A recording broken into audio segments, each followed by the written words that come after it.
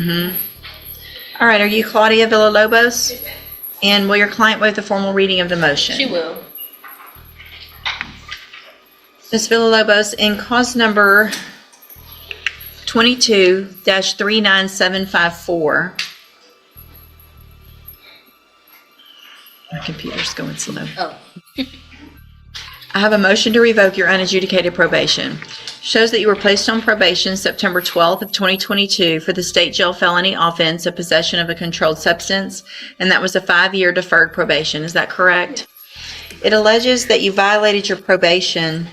Count 1 alleges that you failed to report to the probation office as ordered July 10th, July 17th, and August 6th of 2025. And is that true or not true?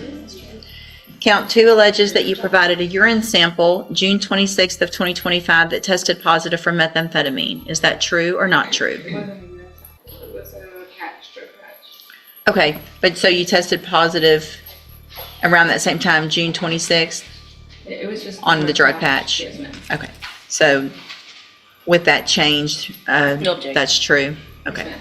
And then count 3 alleges that you admitted to using methamphetamine July 24th of 2025. Is that true or not true? I'm sorry, Yes, ma'am. true or not true? True. Thank you.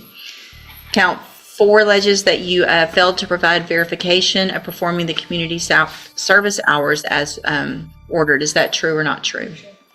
And then count 5 alleges that you're behind in your court-assessed fees. Is that true or not true? It's true. And count 6 alleges that you did not abide by the drug patch guidelines. Is that true or not true? Did you enter your pleas of true to counts 1 through 6 freely and voluntarily? And because they're all true. I have here on the tablet some documents that have your signature on them that the state has marked as exhibit number 1. Before you signed these, did you go over them with Ms. Holmes? Yes, ma'am. Do you fully understand them? Yes, ma'am. And do you understand, if I follow the agreement that you've made with the district attorney, that you'll be waiving or giving up any right to appeal? Yes, ma'am. Do you also understand, if you're not a U.S. citizen, that a plea of guilty or no contest may result in your deportation, exclusion from admission to the country, or denial of naturalization under federal law?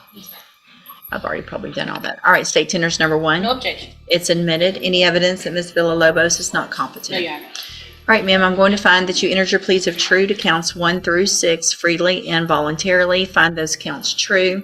Find sufficient evidence to find you guilty, and at this time, find you guilty of possession of a controlled substance. Sentence you in accordance with your agreement to a term of 11 months in the state jail prison. You will receive credit on that sentence for any time that you've been in custody that the law gives you the right to receive. I have handed you the trial court certification that shows this was an agreement that I followed, and so you've waived your right to appeal. I also handed you a written admonishment regarding your ineligibility to possess a firearm or ammunition. Because of the judgment entered against you, you're ineligible under Texas law to possess a firearm or ammunition. Possession of a firearm or ammunition could lead to charges against you. Firearm is a legal term, and you should read the written admonishment I provide you to see what devices qualify as a firearm. If you have questions about the laws that make you ineligible to possess a firearm or ammunition, or about how long that lasts, you can talk with Ms. Holmes. Right? Good luck to you, ma'am. You can go back with the bailiff. What do you want to do? Because there's some, Because there's a state jail felony, but there's no cap or anything here, so it's just unagreed. it's just, if it's unagreed, it's unagreed. Even if the punishment is within the range of punishment, even if the sentence is within the range of punishment. I mean, that's what we do on all of them. Unless there's some thing that is given in exchange, there's another case that's going to be filed, or, just anything else, then it could be considered some type of an agreement. Yeah. All right. Are you Vishal? And will your client waive the formal reading of the indictment? He will, Judge. Mr. Vishal, in cause number 25 DCCR 0507, you're charged with the state jail felony offense of criminally negligent homicide from December 31st of 2024. And how do you plead to that charge? Are you pleading guilty freely and voluntarily? Speak up, You please. gotta speak up real loud. Yes, And are you pleading guilty because you actually did what they've charged you with? yes. I have here on the tablet some documents that have your signature on them that the state has marked as exhibit number 1. Before you signed these, did you go over them with Mr. Gertz? Speak up. Yes, ma'am. I need to hear you, and she needs to hear you. Okay? So, do you fully understand those documents that you signed? Yes, ma'am.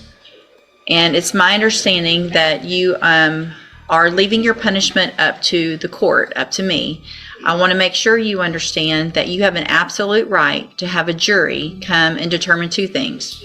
The first is to determine if you're guilty or not, and then you could leave your punishment up to that jury. If we go forward this way, you're waiving that right and you're leaving your punishment up to me. And is that what you want to do? Yes. State tenders number 1. No objection, Judge. It's admitted. Is there any evidence that Mr. Vishal is not competent? No, Judge. Also, Mr. Vishal, do you understand that a plea of guilty or no contest, if you're not a U.S. citizen, may result in deportation, exclusion from admission to the country, or denial of naturalization under federal law? All right. Then I'm going to find that you entered your plea of guilty freely and voluntarily. Find that you're mentally competent and understand the nature and the consequences of your plea. Find sufficient evidence to find you guilty. However, I'm going to reset your case for sentencing so that the probation department can do a pre-sentence report. That'll give me more information about you and your case, and then we will come back later for sentencing. Anything that you think is important for me to know, get that information to Mr. Gertz. He will present it to